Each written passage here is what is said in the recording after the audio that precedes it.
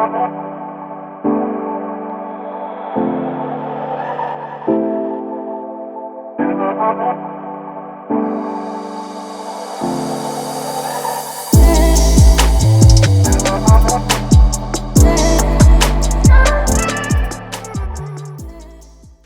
so today we're going to talk about remote online notarizations. I don't feel super confident in this presentation as I do the other stuff because I don't do remote online notarizations personally, right? All the other classes, I'm a notary signing agent, and I've been doing it for years. So I feel like I'll write out the presentation and then I'll just go for it. And because I have the history, right? With remote online notarizations, I don't personally do them, but I do have experience hiring notaries, reviewing documents, and the general process because we kind of have to, right, as a signing agency. But let's get into it and I'll kind of share more. The reason why I don't do them is that I'm in California and we're not allowed to do them. But like I said, you know me, I'll be able to talk on this subject, even if I've never done one for way too long. So we'll see. It's going to be a smaller presentation because I don't have as much experience, but we'll get into it and I'll tell you more about it. Okay, so let's just talk about what remote online notarizations. What is it? It's commonly known as RON, right? You've heard of like RON signings. So RON is the process of notarizing a document that's performed remotely via an audio visual meeting with a signer using electronic signatures, electronic notarizations, and electronic notary journal for recording. You know what? Most states allow for RON notarization. There's really only like four and or three states and a district. So Connecticut, California, Delaware, and the District of Columbia do not allow for RON notarizations. I don't think Georgia does either. I don't know if we've added that in. They temporarily did, and that might have expired. So notaries may not be able to perform RON in Georgia either. But like I said, most states do. So if you're in California like me, we might not be able to perform these, but that doesn't mean that we're not going to in the future. And I feel like there is always a bill that is someone is trying to pass on remote online notarizations. I think there's one that's a federal bill. So they're wanting it to be like federal law that we can perform remote online notarizations. But right now, each state is responsible for setting up the requirements and regulations associated with this process of remote online notarizations. If you're not sure, check with your Secretary of State to see your state-specific conditions. So if you're in California, we can't do it, but let's still learn about it. But if you're outside of California and Delaware and Connecticut and District of Columbia, then your Secretary of State is going to have this information, or whoever the issuing authority for notary public commissions is, which is the Secretary of State. Okay, so let's talk about how they work. So that's what it is. This is where it's allowed. Let's talk about how it works. So if you have no clue what it is that the notary and the signer meet on a video conference via a state-approved remote online notarizations platform. So it's not like they can just jump on a Zoom like this and then grab a PDF and just start signing like that. It has to be through a state-approved remote online notarizations platform. And again, like I kind of alluded to on the previous slide, every state is in charge of this. So each state is going to have the requirements that are needed for this state-approved platform or technology. When I say platform, I'm meaning website technology. So every state kind of dictates what is needed, what is required, and it's based off of the technology, what it does, as well as the security of the technology. Because of course, it's a little different than meeting in person, right? Which is which of course there can be fraud done in person, but even more so online, right? When you're not meeting face to face in the flesh, in person. That's kind of also just a little side note. That's California does not deem the video conference as in-person presence, right? That's why they don't allow it right now. Again, it might change in the future, but other states do allow it, most states. So that's where you meet. So you meet on a state-approved technology on a video conference like this, where we can see each other and hear each other and communicate like that. The signer or their representative uploads the documents for signing onto the platform. So so it could be just one single form, right? A signer might just want to get this done one form. Who knows what that form is? Could it be, any kind of affidavit? You know what documents people get notarized. You've had things notarized. Or their representative. So that could be like for a loan signing, right? And their representative could be a signing agency. It could be a lender, escrow company, or even a notary can upload that form. And we'll talk more about that later on how you complete the process. So they prepare the document. So what do I mean by preparing the document, right? We're not signing it with a pen, right? So it's not a physical paper with a pen. So they have to prepare it by placing electronic signatures and dates onto the form. So if you've ever like DocuSigned, which DocuSign is a RON approved platform, but if you ever just regular DocuSign, right? If someone sends you anything, right? You pick a signature, or maybe you'll even do a signature, and it's already placed, right? It says there, it'll have like an electronic signature placement, and you pick your signature and you place it on there, as well as date it. That's what they have to do. So there's this electronic or this RON state approved platform that houses this technology. The signer or their rep uploads the form, and then they prepare it. And sometimes the technology or the people behind the technology can prepare it too. So they place where the signatures are. So think of the preparing as if you're maybe a newer notary, or not even a newer notary. My buddy Julie, she's been doing this for years. She always tags her documents.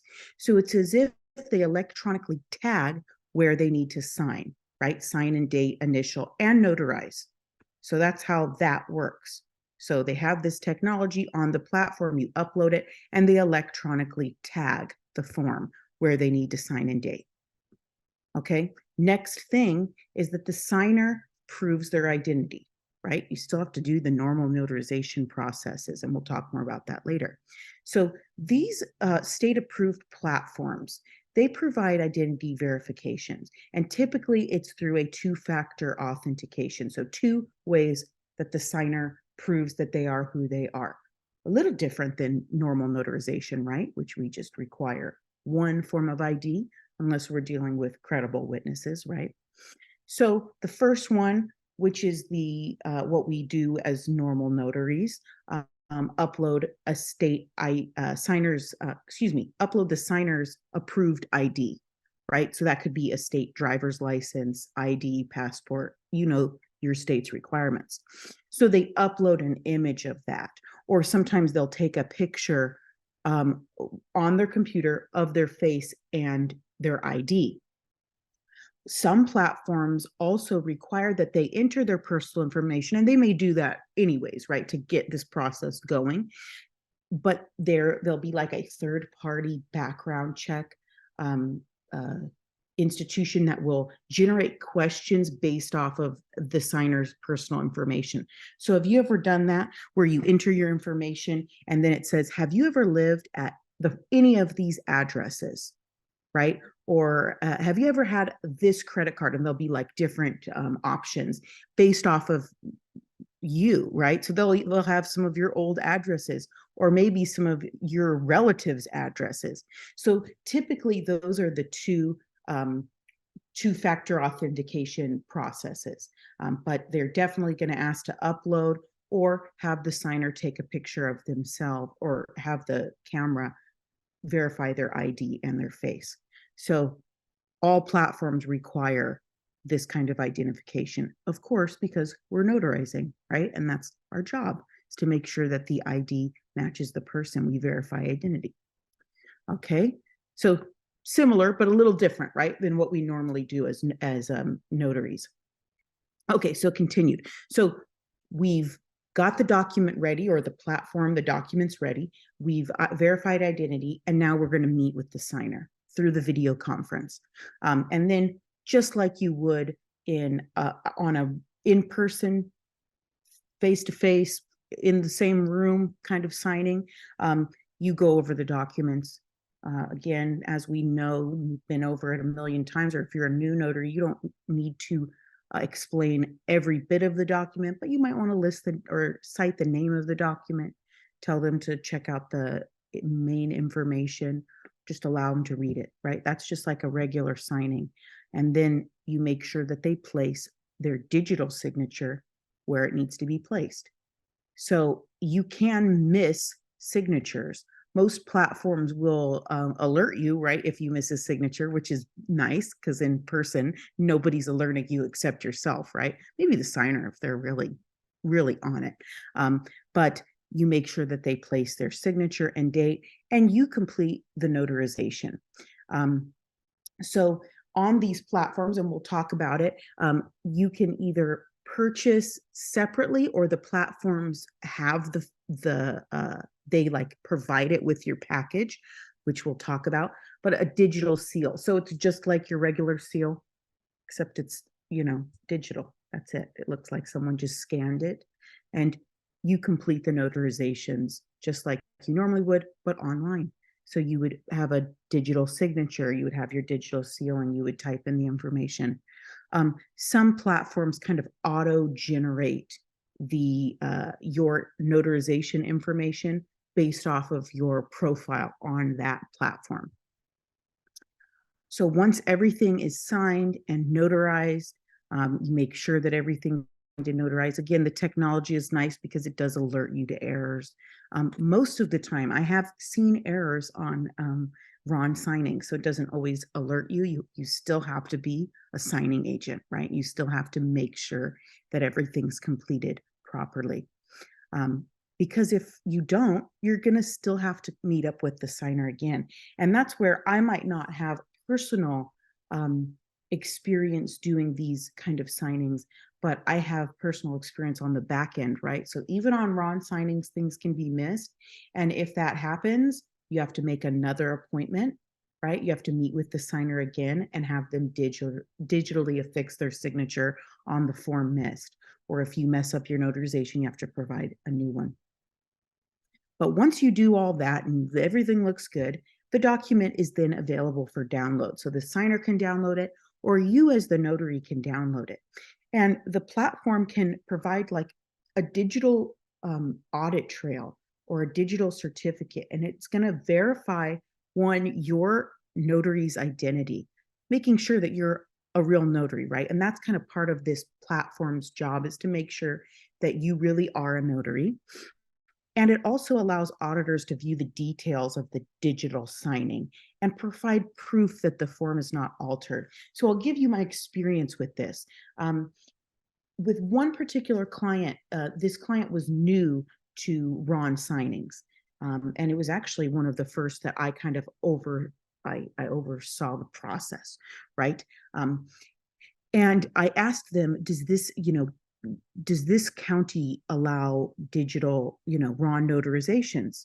And they said, we'll check with the county first, but I'm going to need the digital certificate. So we sent them the signed form, but they needed that digital certificate to make sure that the signed form was legitimate, right?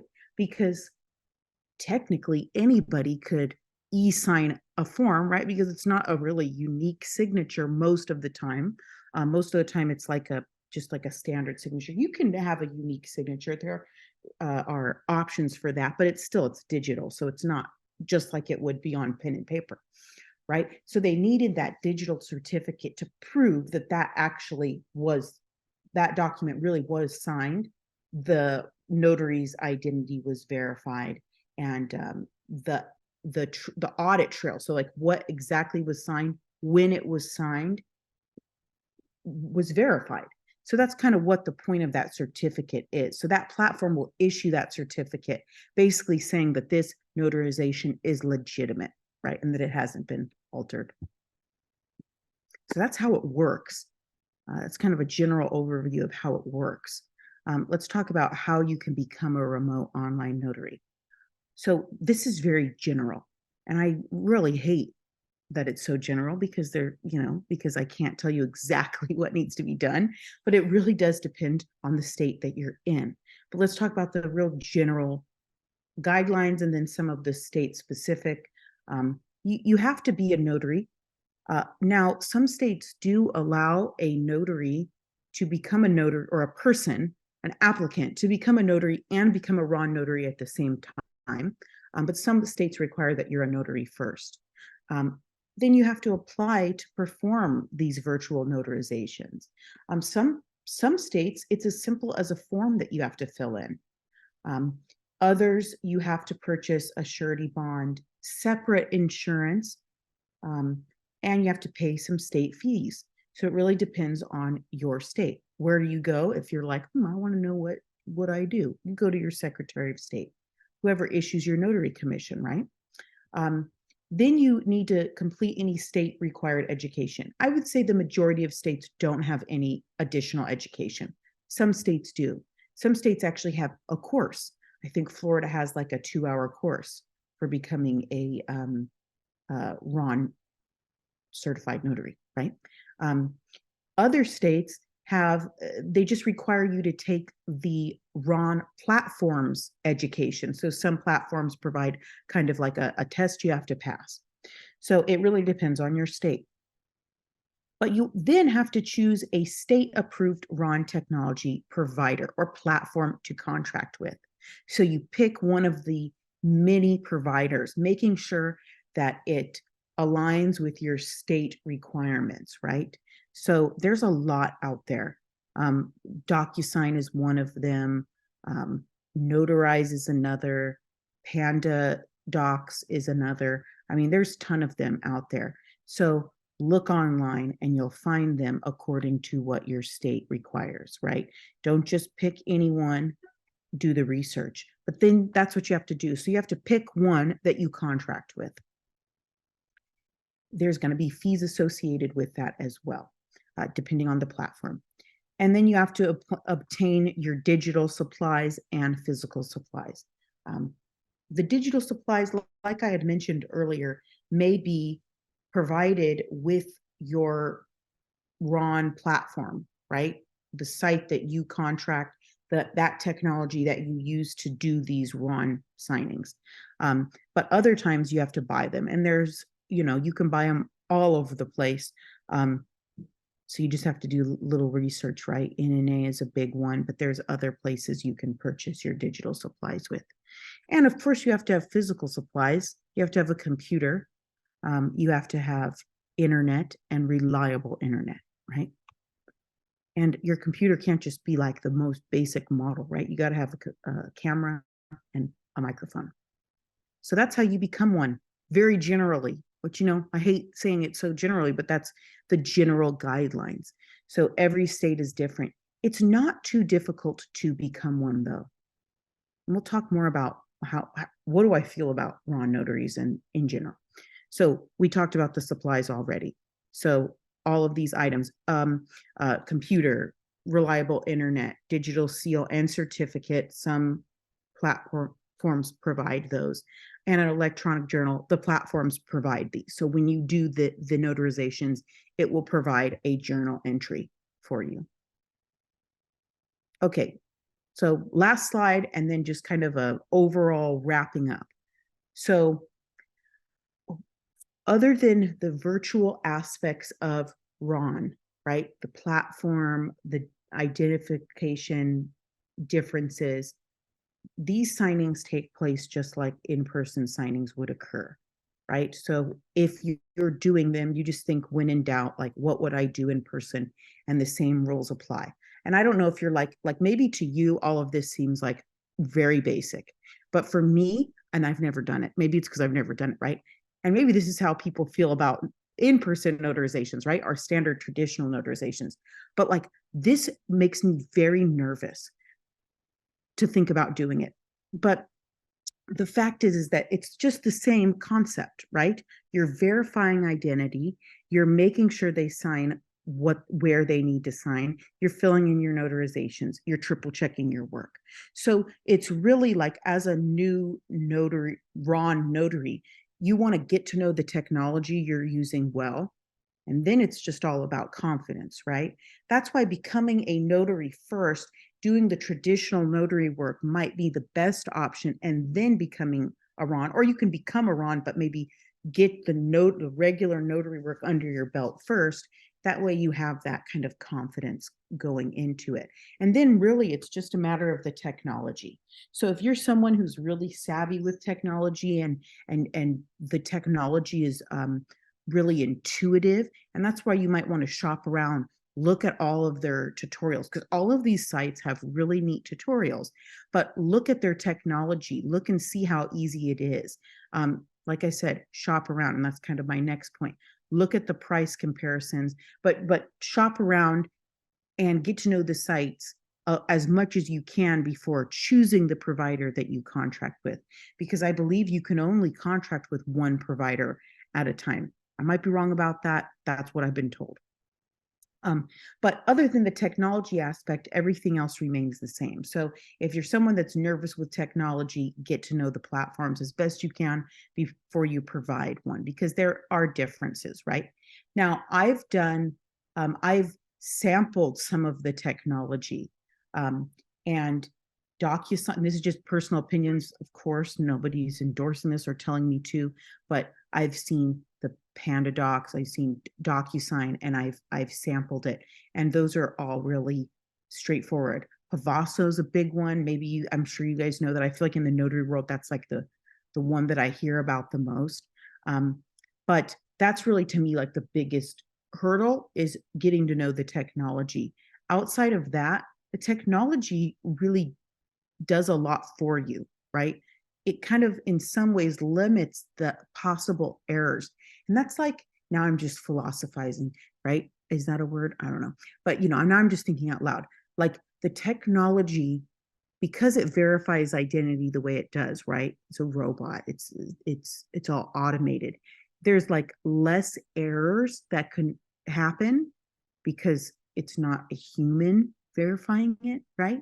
But at the same time, there is more capabilities for fraud. So all of those are kind of like, fail safes to make sure that the fraud doesn't happen.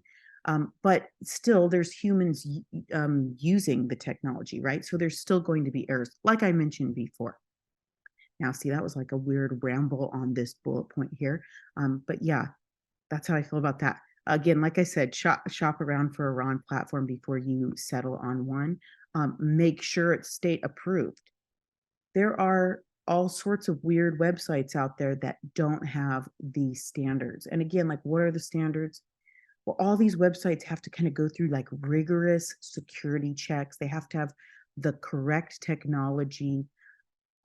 We've built a website, and it is, they have to, it's a complicated process that's very expensive. So you got to make sure that your technology isn't just any old site is advertising it. There are fraudulent sites like that out there. So make sure that it's state approved. Look at the big guys and then shop around. Now, just if you are a RON notary or become one or approved to perform these kind of signings, add it to your bio on all NSA platforms. When we're looking for a RON notary or RON approved notary, that's probably the better way to say it, the correct way to say it. It's actually kind of hard to find them on our different sites, on SnapDocs, on DocCloud. It's easier. You can actually specifically look for a RON notary. On Notary-2, that it can be a little bit difficult. So like, make it very clear that you are a RON notary. Include what site you contract with too, because I believe there are certain escrow companies that might not accept certain sites, which is kind of silly, I think, personally, just personal opinion, but it's true. I've heard that, and I've been told that. So make sure that you put, I am a Ron approved notary, and I contract with whatever, right? Panda Docs, Notarize, whatever you contract with, Pavaso. So make sure to add that, because when we're looking for a Raw Notary, what we'll typically do if we're looking for a Raw Notary is like put it, if you've gotten notifications from any platforms, you can sometimes put a specific message, right? Like this signing needs to take place at this time, borrower wants a call right away, or we're looking for a Ron approved notary, and then you can respond accordingly. But if you have it in your profile, then we don't have to double check it, right? In case you accidentally respond yes when you're not. So put it in your profile. And then just, now this is like, you might think this is being a little picky, or maybe you're thinking, well, that's obvious, but this is something that a complaint I've received from clients, from signers. Okay, so a client will come to me and say, and this has happened, the notary who performed the Ron loan closing, the notary was like in the room with all her kids, and it was messy, and it was loud, and it was very distracting. You don't want that, right? So you want good internet. That way it's the connection is clear. The signer sees you. You see the signer too, right? Because you do want to make sure that is the same guy on the ID. But you want the location to be secure, private. You don't want the signer to feel like, oh my gosh, who else is in the room, right? You want it to be, like I said, you don't want your kids running around, which, by the way, if you're me, I can't do this because I have my baby here at the house, and she's super loud and walking around screaming, throwing tantrums already at 1 year old. But you want to make sure that you've like carved out a little space wherever you do these, that fulfills those. Okay, and then kind of the last item that I want to talk about and that I have any experience with is pricing yourself competitively. So the fees on these, according to the signers or notaries, can really range. There's one notary that is $300 flat rate for loan signings on these RONs. She has now priced herself too high. We can't hire her anymore because our clients aren't going to pay that, because there are more Ron notaries than there previously were. I had one client recently, we were still using this notary, and we were telling our clients, it's going to cost, in the 300s. And the client said, why on earth is a Ron closing going to cost more than an in-person closing when it's going to take less time? There's no printing, there's this and this and this. Well, there's still cost, right? You still have the cost of the Ron platform that you use. And then, of course, your time. And then if you want to get like really into the minutia of it, the cost of your computer and all your supplies and internet and all that. The truth is, the reason why it costs more is because there's not as many Ron agents, right? So I understood what the client was saying, but I also understand the pricing higher for these products. So I can't tell you what to charge. That's up to you, right? I will say that the notaries who price themselves competitively, which is still for a standard refinance loan in the hundreds, that's, I'd say most Ron notaries are charging in the hundreds. They're going to get more work than, say, someone in the 300s long term, right? But then again, this is you did all this extra work to become a Ron state approved notary, right? So you choose your price, but that's just what I'm going to say on the matter, is that we've had to, some clients are, their thinking process is different. Some people think, oh, well, this is like a unique service, which it is. So we understand it's going to cost more. And then other clients are like, yeah, but this is online. And, for the reasons I mentioned, it should cost at least the same. I haven't seen anyone saying it should be less, right? So there you go. This is kind of my presentation on the generals of Ron closings. If you have anything to add, let me know. If you're a raw notary, I want to hear from you and I want to hear what you think or what your take on it, how you like it. It sounds like a really fun thing to do, and maybe California will do it one day. There will always be a need for physical notarization. And this is now just like my opinion, but I do believe it, right? They're like some counties require it, right? Some counties do not accept it. So, like we've talked about, there's a lot of states that allow it, but there's still lenders that don't. Okay, I've got a hand raised. So I'm going to end this presentation. And for those that are going to watch this recorded on YouTube, attend our live classes, and then you get to be a part of our question and answer, and then just general conversation afterwards.